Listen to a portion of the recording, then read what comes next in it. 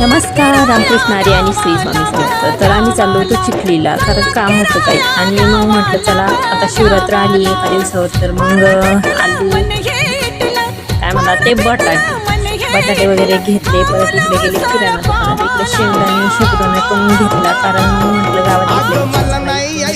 गावात परत घरी आलो. काय खूप दमली म्हटल्यावर विशेष.